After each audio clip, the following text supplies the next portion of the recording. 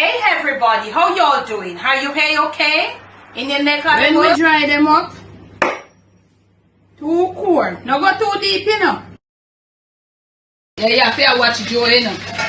Our troops, see there? Apple cider vinegar and our troops. Come up right, make them get saturated in the gravy and all of that.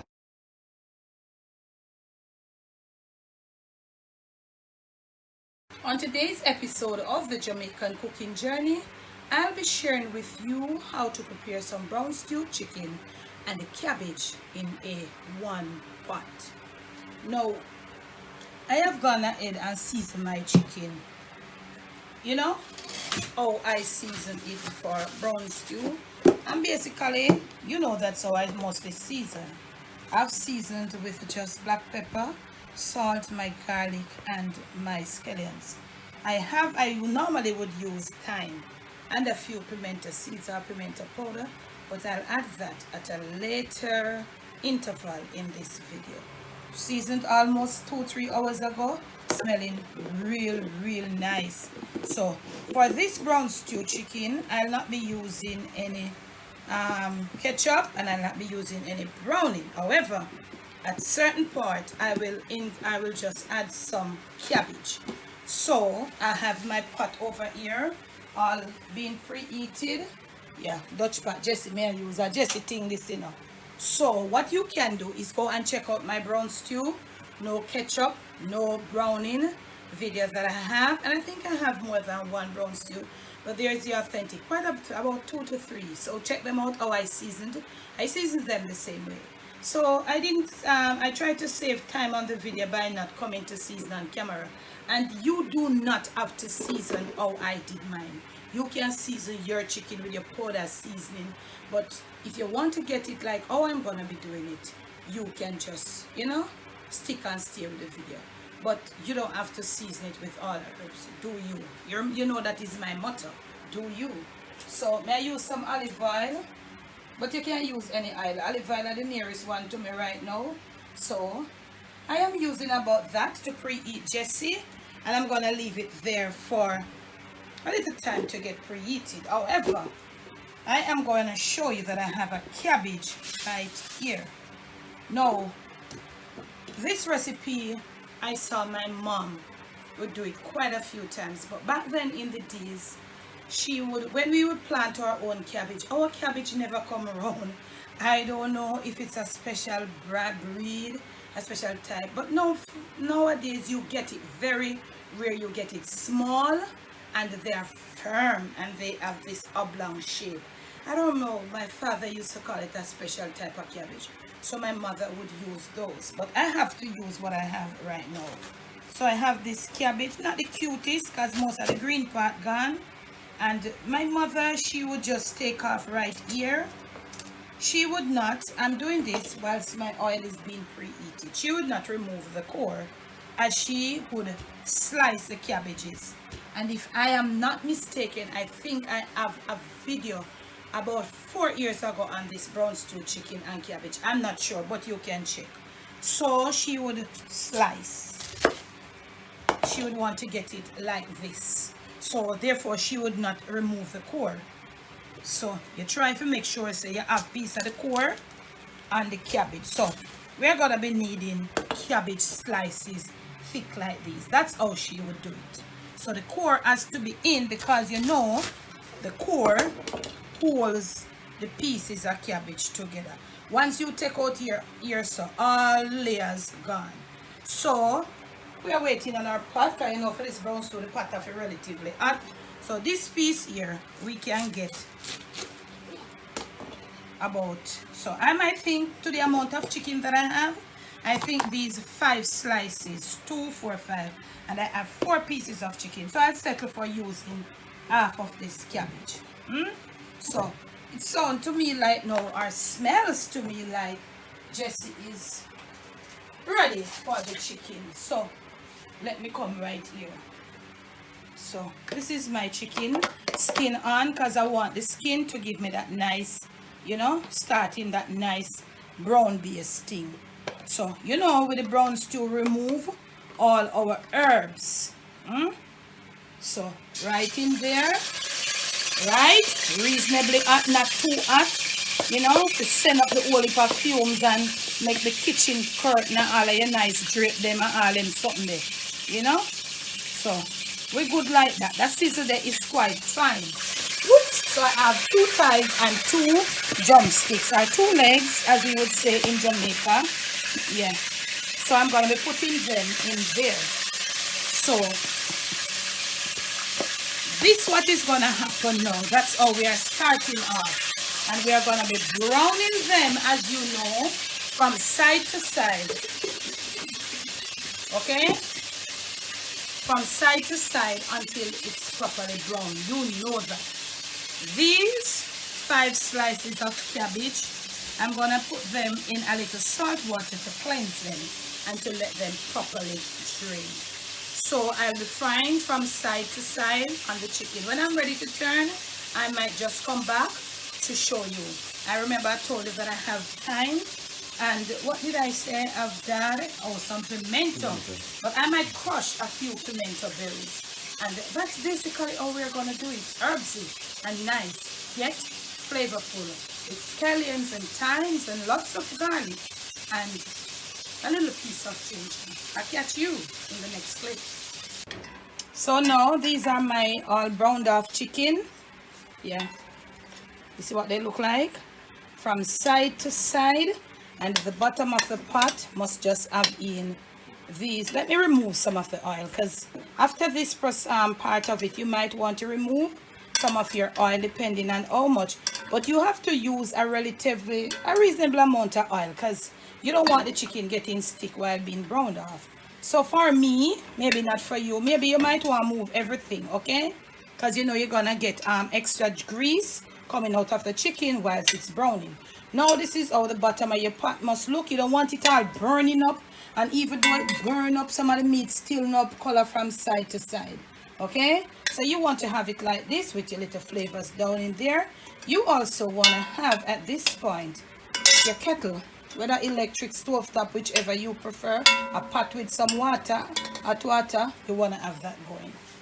Okay, this is my seasoning that I used, and I am going to be pouring it. And mind you, if it was a big pot of chicken, like a family size pot, we would have removed some, put back with the seasonings. But you know, from time to time, people have problem with that. But to each of us, our own. I have here a piece of smashed ginger. What's the ginger for though? Ginger aids. It helps in digesting your food. Ginger has a lot of flavors. It brings flavor to meat. Some extra fresh garlic, some cracked pimento or allspice. That's my extra. And at this point, sprig, you can use it on the sprig right now. A few sprigs of fresh thyme. Give it a rinse right in there, and we are ready to cover. But not before, yeah, I can just boil. Not before I rinse this with just about 2 tablespoons of hot water, throwing it to the side right there. You know the norm, as I do. That's just me. And we're gonna flip our flame back up on, or flame back right on to about maybe medium or a little less.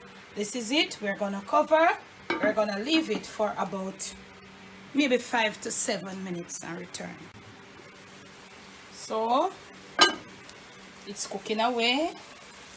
Yeah, so you wanna come now. This is your ginger.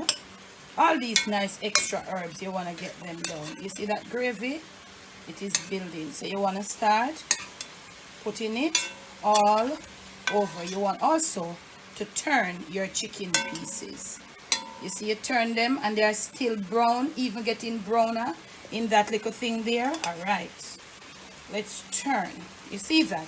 So I always tell your family, when you're making your brown stew, you don't go rapidly. All right, now what you want to do right here, you're gonna add your cabbage pieces, but not with a lot of water. This chicken is more than 3/4 of a way cooked, with that slow browning process and all of that.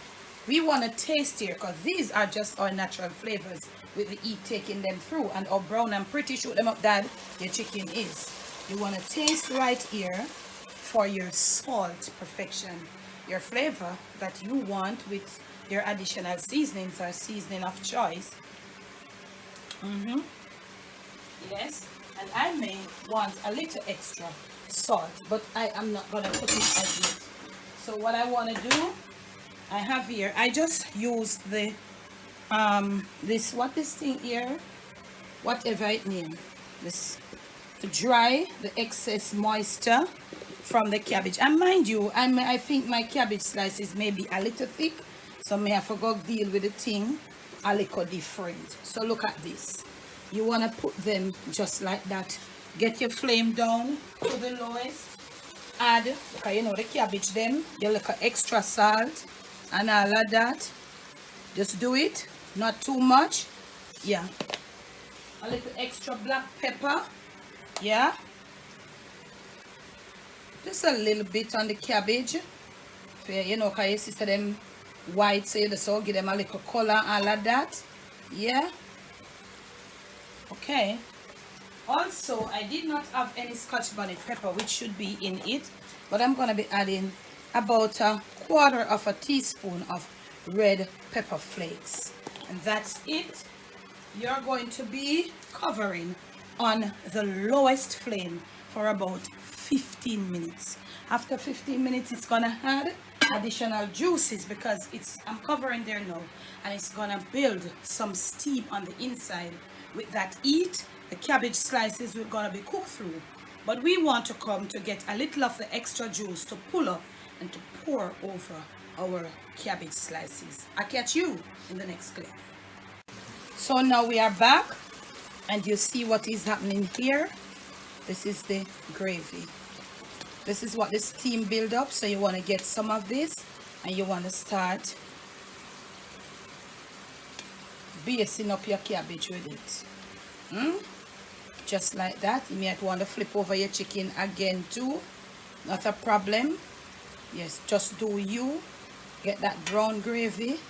Don't remember at this time you're supposed to be on your lowest, not too high, you know. So you're gonna steam this cabbage according to how you like your cabbage. If you like your cabbage cook out until it's all mushed and soft, fine. If you like your cabbage with a crunch, it's up to you. So I'm gonna let it steam a little more, and then I'll come back and show you what the cabbage slice looks like when it is reasonably steamed, like as a slice on the stem. Catch you. So we are finishing this. You know, it still has a little way because the cabbage slices are thick. Once more heat, and I'm going to be turning over my chicken so that this red pepper flakes, you know, but we still don't want to stay too long and have the heat out of the pot because we want that heat, yeah, I deal with the cabbage. You see, they're cooking down. You see them now? Them fine space gone down. So we're going to steam until they are at the point where I like it. Catch you right then. All done. You see my cabbage pieces, they have dwindled down. My chickens are still brown and pretty. I have never added, not even, in fact, I don't even have ketchup, soy sauce, and browning at home as I'm doing this tutorial. So, I just want to show you something right here. And right now. As I told you, cook your cabbage pieces to your liking. Look at my fork going through. This is a slice of my cabbage. Wow, you might get it pulling apart. You see it's cooked. It doesn't matter. Okay, let me try to get another one. So it tells you that your cabbage is cooked. Let me use a thicker one. Look at this. Your cabbage is cooked, and if you want it cooked even more, you go ahead.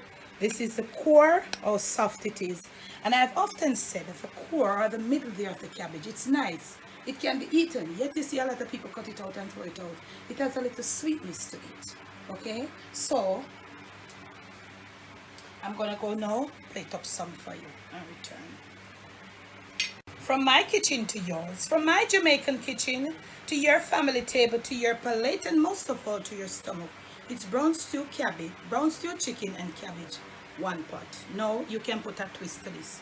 If you're a broccoli person, I'm not, you can add some carrots, you can add some potatoes, but mind you, you've got to know how and when to add these so you can get, you know, everything coming intact.